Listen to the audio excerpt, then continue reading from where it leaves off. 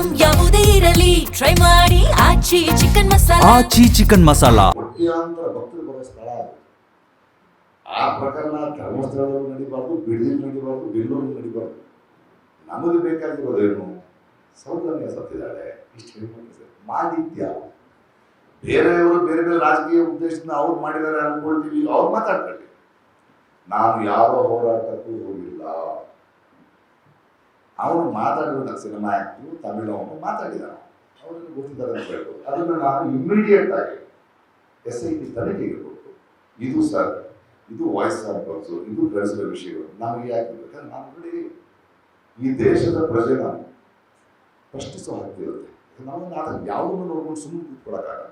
ಅದಕ್ಕೆ ಒಂದು ಸರ್ಕಾರ ಇದೆ. ನಮ್ಮ ದೇಶದಲ್ಲಿ ಕೋಟ್ಯಾಂತರ ರೂಪಾಯಿ ಜನರ ದುಡ್ಡನ್ನ ಖರ್ಚು ಮಾಡಿ ಪೊಲೀಸ್ ಅಕಾಡೆಮಿಗಳನ್ನ ಮಾಡಿ ಟ್ರೈನ್ ಮಾಡ್ತೀವಿ ಆಫೀಸರ್ಸ್ನ. ಈಗ ನಮ್ಮ ಮುಂದಿರುವ ಪ್ರಶ್ನೆ ಏನು? SIT ರಿಪೋರ್ಟ್ ಬಂದಿದೆ.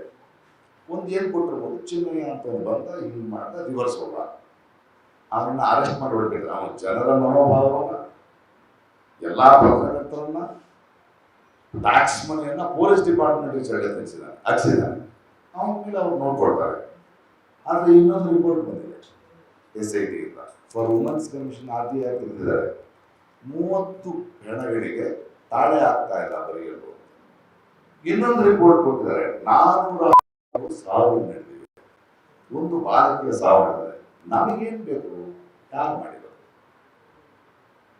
ಇದು ಹೀಗಿರ್ಬೇಕಾದ್ರೆ ಅದಕ್ಕೆ ನಾನು ಉತ್ತರ ಕೊಡಬಹುದು. ಈ ಎರಡನೇ ಪ್ರಶ್ನೆಗಳಿದೆಯಲ್ಲ, ಗುರುಡೇ ಹಿಂಗೆ ನೀವು ಆಂಟಿ ಹಿಂದೂ ಅಂತೀರಿ ಅಂತ ನನಗೆ ಗೊತ್ತಿಲ್ಲ. ಸತ್ತಿರೋದು ನಮ್ಮ ಹಿಂದೂ ಹೆಣ್ಮಕ್ಳೆ. ನಾವು ಅದನ್ನು ಕಂಡು ಹಿಡಿಬೇಕಾ? ಈ ಪ್ರಶ್ನೆ ಕೇಳಿದವನು ಆಂಟಿ ಹಿಂದೂ ಅನ್ಬೇಕಾ? ಇಲ್ಲಿ ಧರ್ಮ ಏನ್ ಬಂತು? ಪ್ರಕಾಶ್ ದ್ವಂದ್ವ ಮನೋಭಾವ. ಅವರು ಧರ್ಮವನ್ನ ಒಪ್ಪಲ್ಲ, ಯಾವ ಧರ್ಮವನ್ನು ಒಪ್ಪಲ್ಲ, ಅವ್ರ ಹೆಂಡತಿ ಪೂಜೆ ಮಾಡ್ತಾರೆ. ಅವ್ರು ಹೇಳಬೇಕು ದ್ವಂದ್ವ ಅದಲ್ಲ. ನನಗೆ ನಂಬಿಕೆ ಇರ್ತದೆ, ನನ್ನ ಹೆಂಡತಿ ನಂಬಿಕೆ ಇಲ್ಲ, ನನ್ನ ನಂಬಿಕೆ ಇದೆ. ಅವರೆಲ್ಲ ಗೌರವಿಸ್ತೀನಿ. ನಾನು ಮೂಗಾರಿಗೆ ಟೆಂಪಲ್ ಹೋಗ್ತೀನಿ, ಅವ್ರು ಹೋಮ ಮಾಡಿದ್ರೆ ಆಗಿರ್ಬೇಕು, ಮಗು ಚೆನ್ನಾಗಿರ್ಬೇಕು ಮಾಡ್ತೀನಿ. ನಾನು ಜಗಳ ಆಡಲ್ಲ ಅಲ್ಲಿ, ನನಗಿಲ್ಲ ಅಷ್ಟೇ. ಶಿರಡಿಗೆ ಹೋಗ್ತೀನಿ. ನನ್ನ ಗೆಳೆಯರಿದ್ದಾರೆ ದಕ್ಷಿಣ ಕನ್ನಡದಲ್ಲಿ, ಕೋಟ್ಯಾಧೀಶರಿದ್ದಾರೆ. ಒಬ್ಬರು ದೇವಸ್ಥಾನದ ಇದು ಮಾಡಿಸ್ತಾರೆ, 1 ಕೋಟಿ ರೂಪಾಯಿ ಖರ್ಚು ಮಾಡಿದ್ರು. ಅದರಲ್ಲಿ ಅವ್ರಿಗೆ ಮನಃಶಾಂತಿ ಇದೆ. ನನಗೆ 1 ಕೋಟಿ ರೂಪಾಯಿನ ರಂಗಭೂಮಿ, ಕೆಲವರು ಫೀಸು, ಕೆಲವರು ಮನೆ ಕೆಲವರು ಯೂಸ್ ಮಾಡ್ತಾರೆ. ಅದ್ರಲ್ಲಿ ನನಗೆ ಮನಃಶಾಂತಿ ಇದೆ. ಅವರವರ ಜಗಳ ಏನು ಬಂತು? ಅದು ಸರಿ, ಇದು ಸರಿ. ನಾನೇನು ಹೇಳ್ತಿದ್ದೀನಿ ಅಂದರೆ, ಚಿನ್ನಯ್ಯನ ಹೇಳಿಕೆಯನ್ನು ನಿಜ ನಿಮಗೆ ಹೇಳಿದೆ. ಬಟ್ ಈ ಕಿರುಚುವ ಮಾಧ್ಯಮಗಳಿದೆಯಲ್ಲ, ಬುರ್ಡೆ, ಇವನು ದ್ವಂದ್ವಾರ್ಥ, ಅದಕ್ಕೂ ಇದಕ್ಕೂ ಏನು ಸಂಬಂಧ? ಡಿಮಾನಿಟೈಸೇಷನ್ ಬಗ್ಗೆ ಕೇಳಿದ್ರೆ ಆಂಟಿ ಹಿಂದೂ, ಡಿಲಿಮಿಟೇಷನ್ ಅಂದ್ರೆ ಆಂಟಿ ಹಿಂದೂ ಅಂತಾರೆ. ಪೆಟ್ರೋಲ್ ಬೆಲೆ ಜಾಸ್ತಿ ಆಯಿತು, ಸರ್ಕಾರದಿಂದ ಏನು ಹೇಳ್ತಾರೆ. ಯಾಕಿದು? ಅಂದ್ರೆ ನಾನು ಒಂದು ಸರ್ಕಾರವನ್ನು ವಿಚಾರ ಪ್ರಶ್ನೆ ಮಾಡ್ತಿದ್ದೀನಿ ಅಂತ.